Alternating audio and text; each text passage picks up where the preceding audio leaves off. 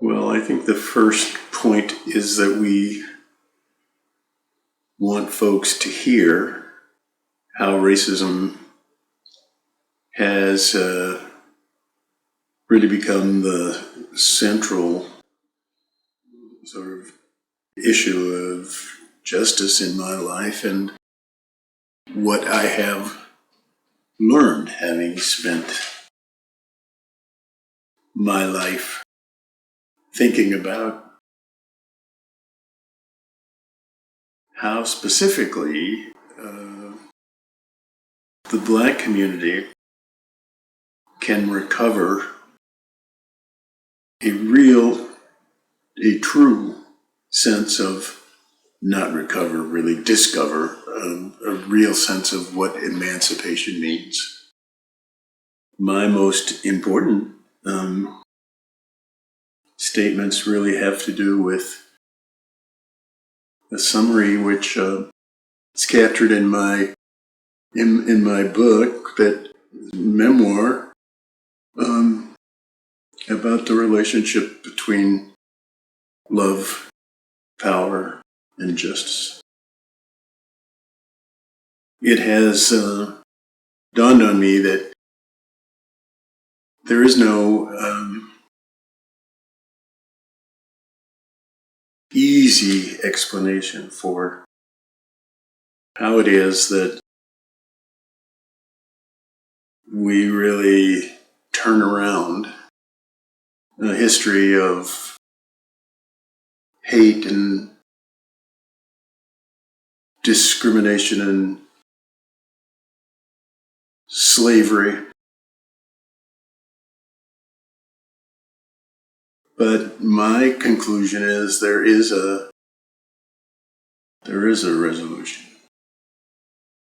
And that resolution has to do with really, truly understanding both what emancipation means and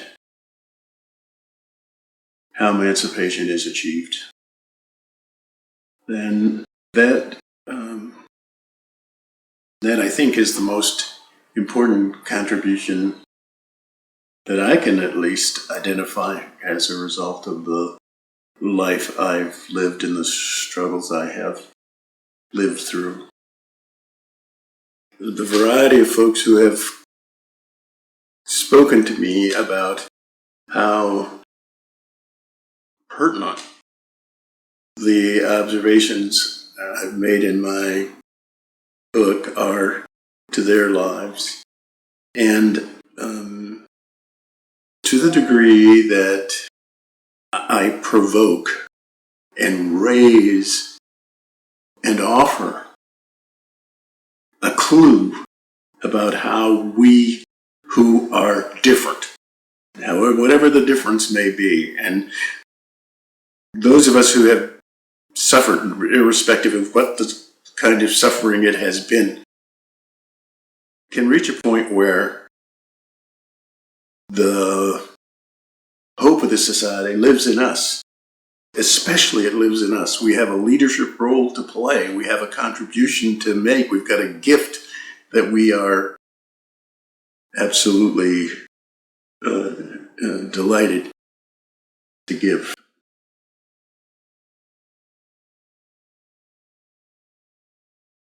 Self-love.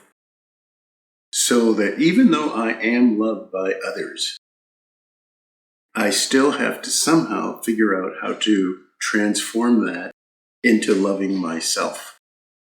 If your daily experience communicates you're unlovable, yeah, of course, and even not human, then the love that comes from the family experience is not reinforced by daily life. It becomes a struggle. Yeah. And it really is a question mark with me about how being loved gets transformed into loving myself to the point where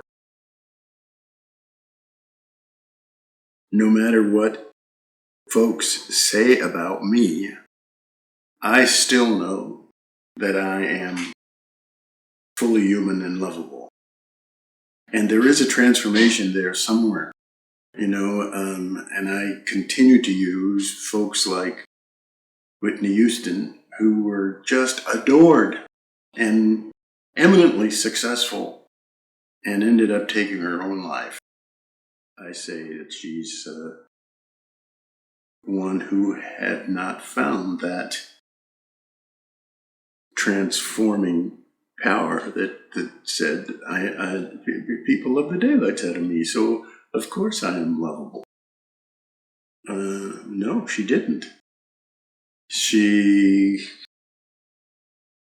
Somewhere, there was an insight, an experience missing.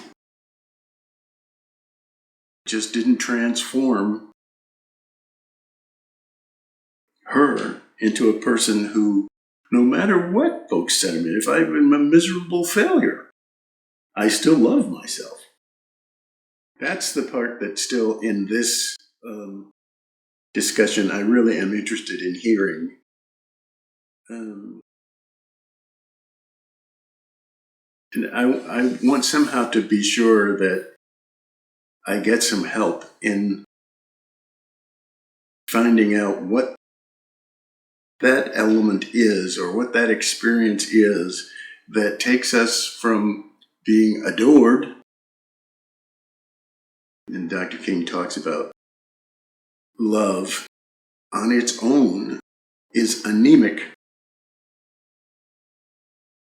Where does the power come from that transforms that love into a sense that I know who I am? Something happens. I declare that I was a nice guy before I went to Selma. But I came back, and it isn't just Selma, the years that followed Selma, to become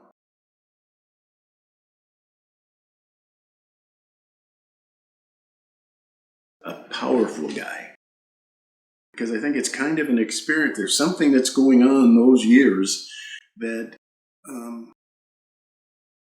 made a fighter out of me, as opposed to somebody that just wanted to please everybody.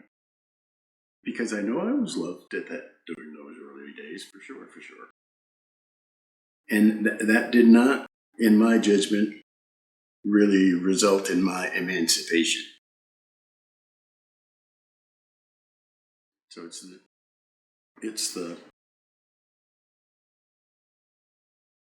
and I think it is in loving yourself that the power comes that I'm now able to carry with me.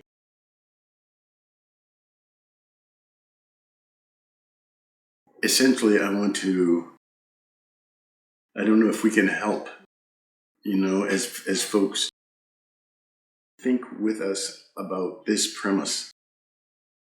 I watched a documentary the other day with Diane about Joan Didion, who is an author during the 60s and 70s and later. And one of the things, when she was talking about her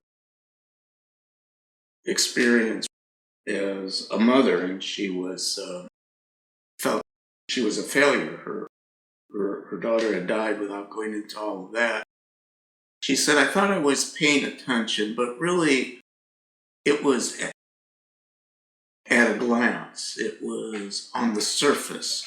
I was seeing just the parts that reflected well on me and reinforced the beliefs I wanted to hold on to, and I missed a lot. I see this all the time in the community, whether it's organizational management or stories in the press about the young people of today interacting in their educational environments, often around issues of intersectional oppression, is the adults and the younger generation talking past each other. And when, in either direction, when the reflection doesn't affirm my beliefs about myself and the world we live in, the response is often anger at being denied the reflection and affirmation I'm seeking, or anger from being overwhelmed by the rejection of the response, so that the older adults get frustrated with the younger people, kind of like, what part of respect your elders don't you get? And being overwhelmed by the sometimes ferocity of the rejection of the younger people going, don't you get it? This is not what we're talking about. There's no intimacy there. There's no mutual vulnerability there. Should finding a path to self-love be a fundamental element of higher education? Well, how's that going to help me get a job?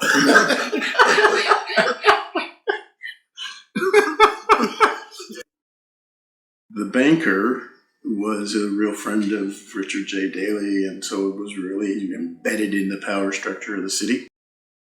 We had conducted a boycott of 63rd and Halsted Street with black Santa Clauses passing out balloons saying, "Do not shop at 63rd and Halsted Street," with flyers that explained, and heard that Dr. King, who at that time had moved to Chicago to work on housing issues, was going to be coming and joining us in this demonstration where ministers were taking their savings out of the local bank, the only bank actually in the community, which absolutely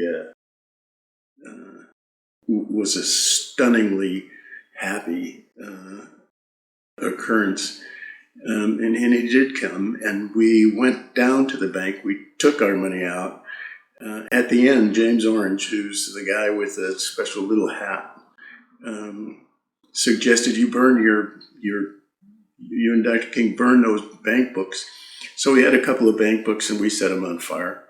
You can't really see the fire very well, but we set a fire down there that day. And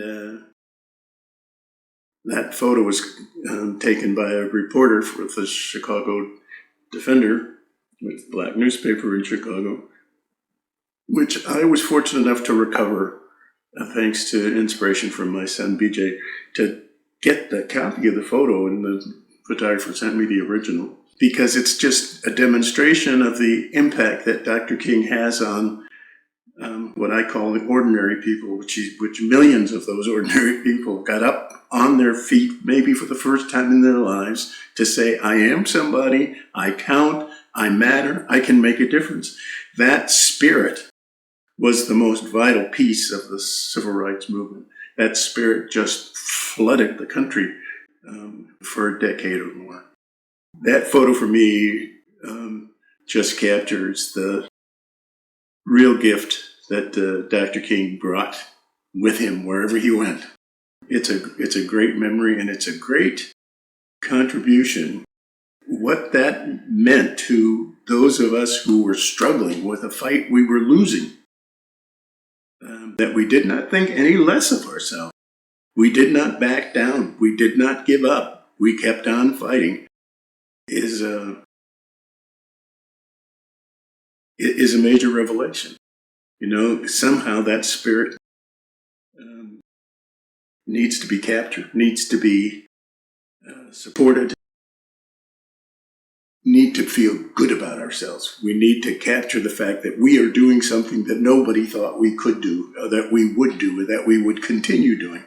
And in that action, there is a movement toward a power that, in my judgment, can't be beaten.